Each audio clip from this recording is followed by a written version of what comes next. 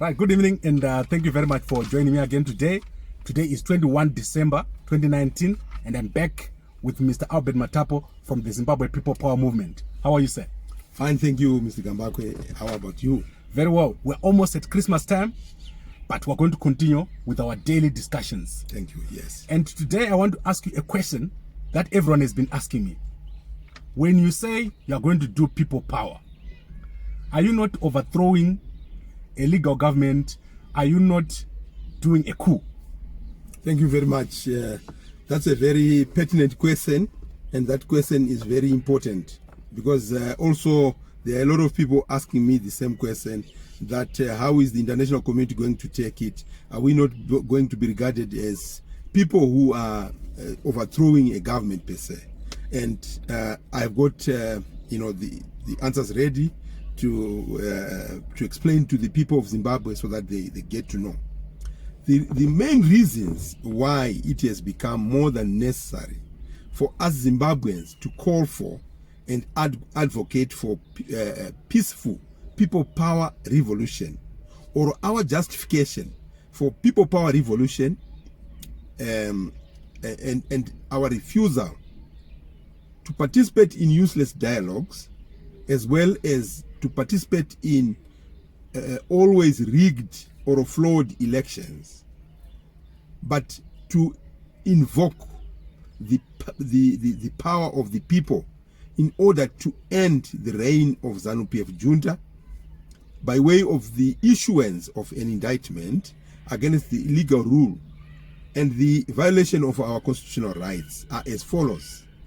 We take some of these from history.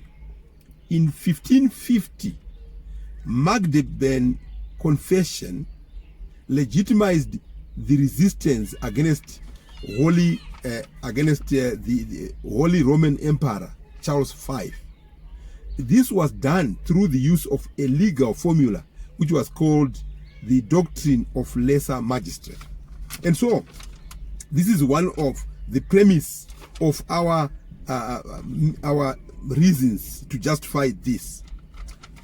Also, when we borrow from the American Declaration of Independence, we find that they say that when in the course of human events it becomes necessary for one people to dissolve the political bands which have connected them with another, and to assume among the powers of the earth the separate and equal station to which the laws of nature and nature's God entitled them, a decent respect to opinions of mankind requires that they should declare the causes which impel them to the separation.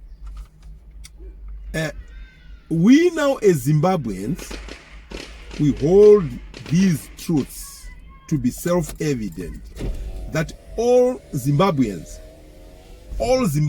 are created equal, that they are endowed by their creator with certain unalienable rights, that among them are life, liberty, and pursuit of happiness, that to secure these just powers, to secure these rights, governments are instituted among men, deriving their just powers from the consent of us the governed.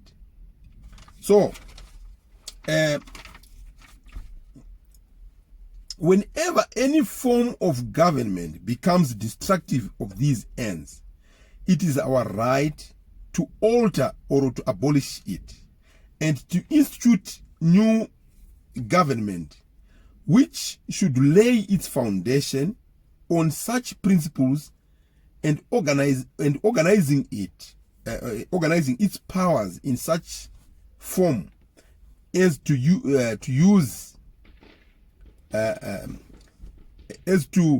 institute and to be seen mostly likely to effect our safety and happiness.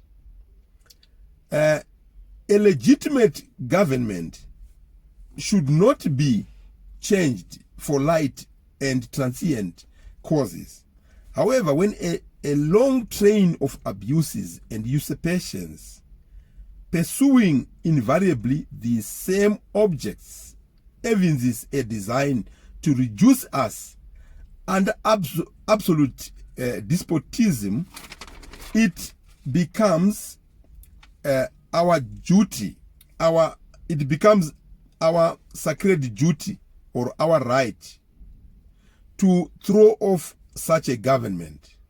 We have got a sacred duty to ensure that we keep the rights, we retain the natural rights that were given by God. But if a government keeps on repeatedly abusing us, violating our constitutional rights and our unalienable rights, that is our natural rights, we have got the right to throw off such a government and put in place or provide new guards for our future security. So at this point in time, we have come to a point where we should put in place new guards, new system that can guard our security in the future. So the people of Zimbabwe have been suffering patiently. They have been exercising their patience as they continued to suffer under the hands of ZANU PF. And as a result, we just have to remove such kind of a government, because this government, there are so many reasons, one of which is that they have militarized all state institutions. In other words, state apparatus, state institutions have been captured by the military. Secondly, they rig elections. They don't respect our choices. When we make our choice, they disregard it. Thirdly, they murder citizens willy-nilly. There is what is called extrajudicial killings going on in the country, and this has been going on for many years now. There are so many people who are missing right now, who have not been put on trial, and those people just miss. There are so many people who have been found dead or who have been shot dead by the police, and they lie that those people were running away. And they say they are criminals and they've been running away and so on and so forth. All those are extrajudicial killings, which are unacceptable. Those people deserve to stand before the courts and courts of laws, and they are tried. They are given, determinations or convictions. But in our case, that is not it. There are so many people who are thrown into prison. Some stay there without trial. Others stay there with false convictions. In our country, we don't have any happiness. I have said this before, that we do not have any happiness because we do not have employment. We do not have hospitals. Those civil servants who are employed by those Zimbabweans employed under civil service, they are not being paid. And so they don't deliver anything. Because they are not happy because they are not being paid.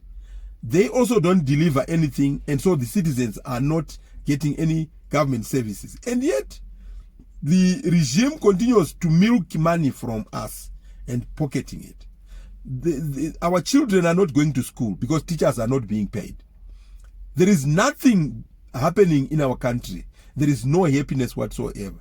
There is no life, because a country without hospitals, without medicines, drugs, is a country that you can't say you have life. So there is no life in Zimbabwe. There is no happiness. There is no life. There is no liberty. You are not free to express yourself. Therefore, this is the justification why we should carry out people power revolution. It is not a coup. Thank you very much. Right. Thank you very much, Mr. Albert Matapo. And if you're watching this on our WhatsApp channel, please forward this to as many people as possible. You know, many people are traveling. Some people are in the rural areas. We want them to see this. Thank you, Mr. Matapo. Thank you. Cheers.